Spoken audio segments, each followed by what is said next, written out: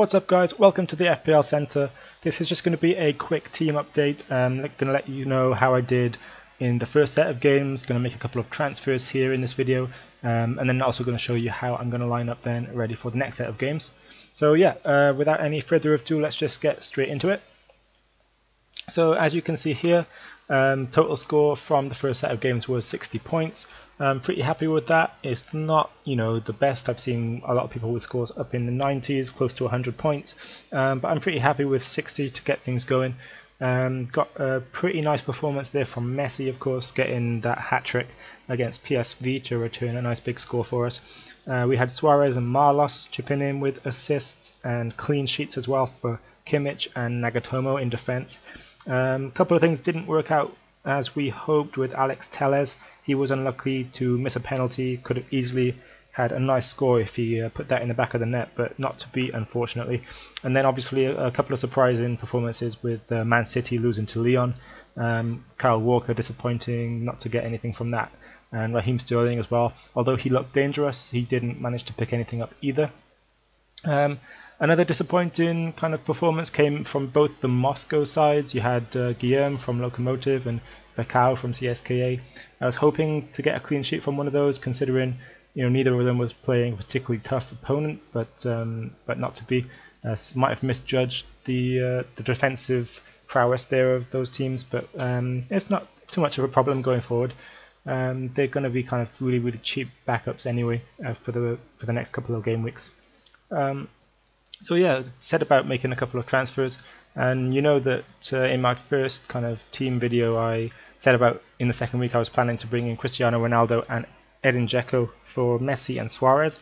Obviously that's not going to be the case anymore because Ronaldo picked up a red card, so he's now banned, and Dzeko didn't really do anything, Roma didn't really do anything against Real Madrid to suggest that they were going to be able to threaten too much in the coming games. So I've kind of switched it around a bit, and what I'm going to do is we're going to take Suarez out and keep Messi.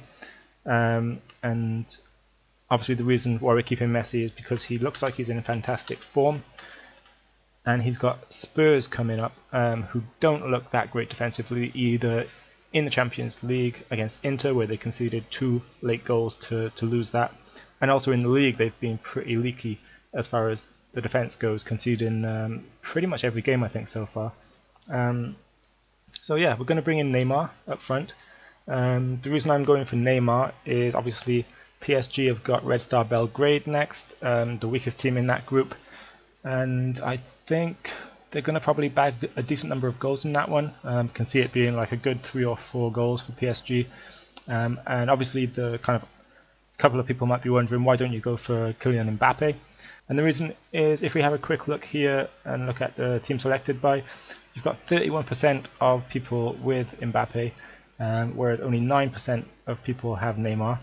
And I'm hoping that Neymar is the one that comes good in this one.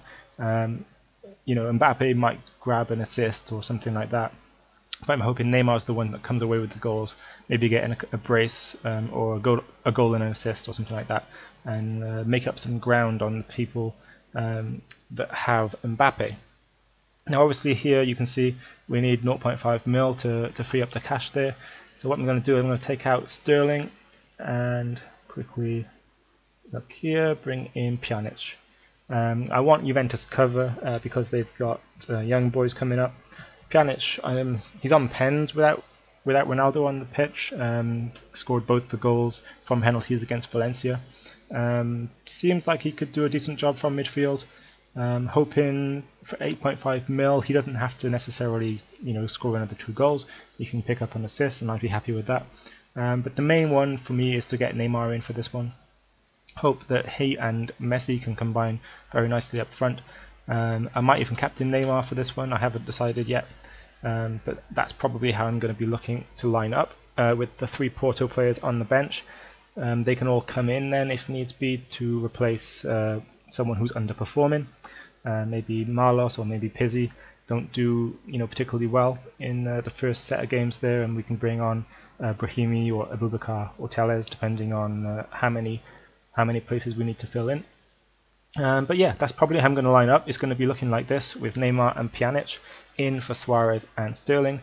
Captain is either going to be Messi or Neymar. I haven't quite decided yet, but probably going to be Neymar. I will probably make that switch. I'll let you guys know on Twitter if you follow me at FPL Center. I'll let you guys know before the kickoffs of the next set of games there who my captain is definitely going to be, and obviously if there's going to be any more changes to the team, I'll send out a couple of updates on the Twitter there as well. But yeah, that's all from me today. Just wanted to give you a quick update on how I did in the first week, let you know the transfers that I'm making, and hopefully we'll see a nicer score in game week 2. If I can get a nice 60-70 pointer again, I think we'll be looking good. So yeah, that's all from me, guys. Thanks for watching.